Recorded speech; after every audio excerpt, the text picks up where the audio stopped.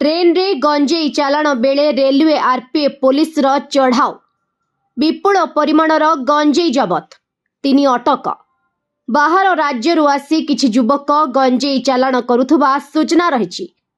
आज अपराह्न प्राय 2:30 समय रे बलांगीर रेल स्टेशन रु विपुल परिमाण रे गंजेई जबत होईछि। गंजेई चालाण बेले धरिला आरपीएफ पुलिस। घटना रे 3 गिरफ 3 जन बेंगलोर छात्र माने बोली जना पड़ी। 15 केजी पाखापाखी गंजेई चालाण करुथबा बेले धरिछि आरपीएफ।